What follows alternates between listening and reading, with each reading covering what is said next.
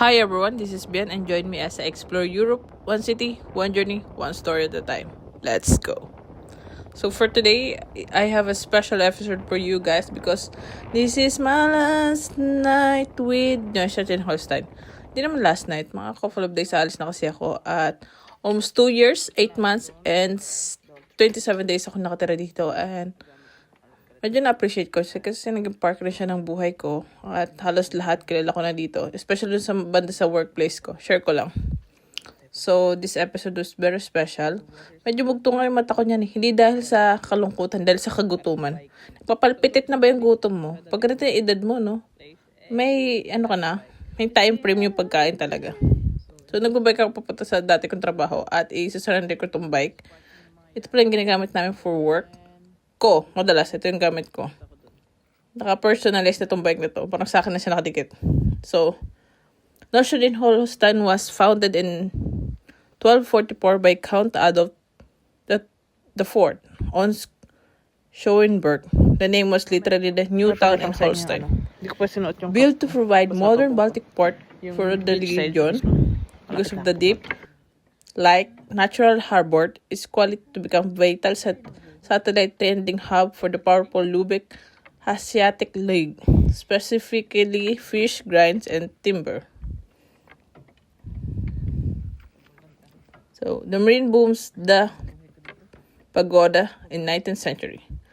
As international trade involved, Neustadt adapted by 18th centuries, the port was bustling with merchant ship and grain tradings.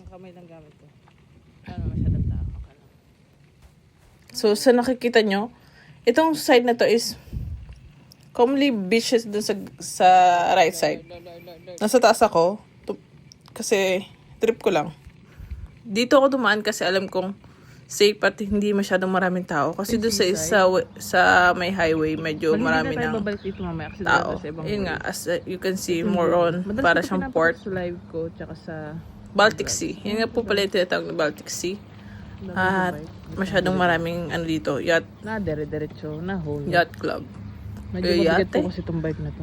Parang ipiplex nila sa'yo na, okay, kami nakayate. Ang ganda ng view ngayon. So, dito po pala, sa way na to, is maadadaanan ko the Cap Arcona tragedy. Pero bago yun, papakita ko muna sa inyo kung ano yung favorite spot ko dito. Ito pala yung favorite spot ko dito. Dito ako madalas nung summer. Dito ko na-experience maiputan ako ng ibon sa ulo. Yung tipong dalawa kami magkasama, pero ako lang naiputan. Sorte daw yun eh. Parang hindi ko siya na-feel. Yung luck parang hindi ko pa na-feel until now. Valid pa kaya yun? So, ayun. To be continued, yung information ng mga na-research ko. The Cap Arcona tragedy. Dito po alam, madadaanan po natin maya-maya. This is the most powerful, sober, and vitality significant history event you can cover.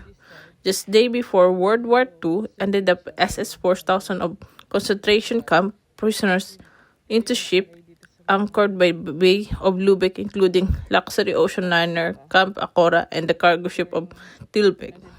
Yun na. Andito na po ako ngayon sa Camp Acora tragedy. Ito po yung inalay nilang memorial for them. Tragically, British Royal Air Force planes attacked the ship, mistakenly believing that carrying escaping German troops. Over 7,000 prisoners drowned or were shot trying to reach the shore of Neustadt. So, hindi sila nakarating doon sa mismong shore. Pero, ayun nga, sobrang tragic na nangyari sa kanila. Pelsarhaken, doon po ako madalas nag-work sa Pelsarhaken. Pelsarhaken shoreline was the beach where many victims washed ashore. Today's since beach create a powerful juxtaposition for the voiceover about the peaceful Holocaust hides the history itself. The Camp Acora memorials, there was a dedicated victim cemeteries and memories along the surrounding coastline. Yun nga po yung nadaanan natin kanina. So, medyo nakakatuwa rin kasi nag-alay talaga sila ng memory for those 7,000 na namatay.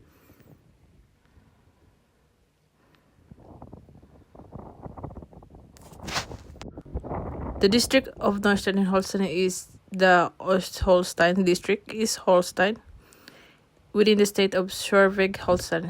In vehicle, license plate code is OH. So, pag may nakikita kayong OH is from, ano na yun, mostly nasa, yun nga, East Holstein. Population approximately is 15,130 at kasama na ako doon.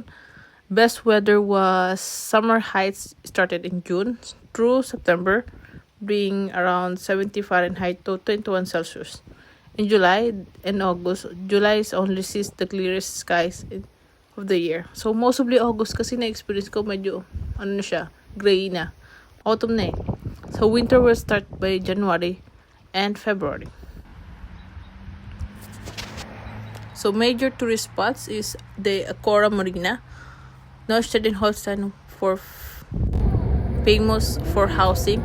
The Acora Marina GmbH, the largest private 5-star yacht marina in Germany, which accommodates over 1,400 yachts at a time. Its massive visual highlights for luxurious lifestyle and sports. Palsalhaken and Ritin is one of the adjoining coastal resort district that offers over 8 kilometers and sandy beaches are known as premium windsurfing and kite surfing high spot. Assistant rates of economic, the tourist rate, hospital, maritime service, and boat building and regional holiday rentals drives a major portion of local GDP. From this moment, parang gusto ko na magdrama. Kasi ang ganda ng scenery. Ang ganda niya sa mata. Parang ako, ang ganda ko sa mata. Ano daw? Ano ba pinagsasabi mo? Mag-share ka na ng maayos na information. Ay.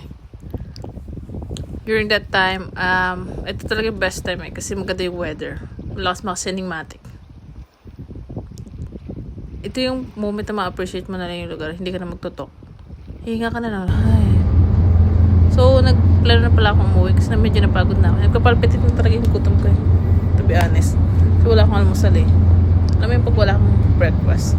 Medyo na-hello-hello ka na kasi. Ewan ko. Sensitive ka, girl. So, nag-decision na pala akong bumaba dito kasi total tapos naman na yung tour ko. Bumaba ako dito. Ayun, nakita ko may public market or flea market. At marami akong nakita magaganda prutas. Ito, lalo na itong strawberry. Favorite ko pala yung strawberry. Sobrang fresh niya. Kaya, sabi ko, bili ako mamaya. Wait lang, ante. So, pupunta ko muna yung unang madalas ko pinupuntahan dito is yung bili ng isda. Itong bili ng isda nito kasi may salmon head siya.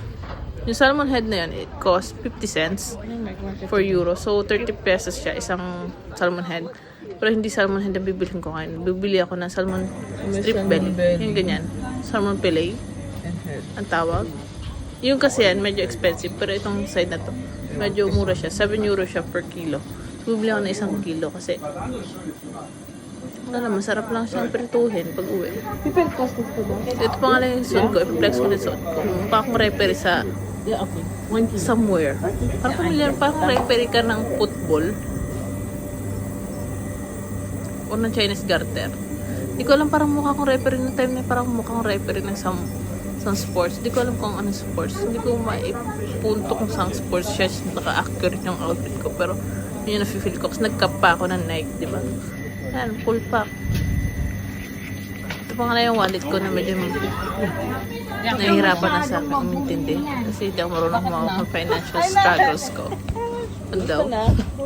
At the moment may nakita ako, matagal na namin kakalala. Ito nga pala si nanay. Si nanay. Sinaunang tao dito sa Neustadt. Hindi, sinaunang Pinay siya dito sa Neustadt. So, binalikan ko yung strawberry at dinala ko talagang bumili. Kasi nga, pinangako sa sarili ko na bibili ako. Ang sarap kaya na itsura niyan. Walang pala isipin nyo, bihira ka lang makakita ng ganito ka-fresh na strawberry. Kung bibili man ako sa store, medyo hindi na siya fresh. Ito, sobrang fresh, sobrang fresh. Kasi bumili na akong tinapay kasi nagugutom na ako. Matatapos ang video na to na dapat nakakain ako. Hindi pwedeng hindi. So, ito, akala ko, ano siya, sweet.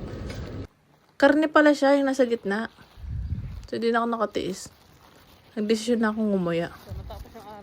Naramdaman ko na yung gutom ko sa rinsan ko. Inaka. Ang time na ito kumain na ako. Ito pa rin madalas na pagkain dito. Mga tinapay lang. Bilang isang batang lumaki sa kanin. Ayun, nahirapan rin ako. So, thank you for watching my video. Please like and subscribe and follow me to TikTok. Love you guys.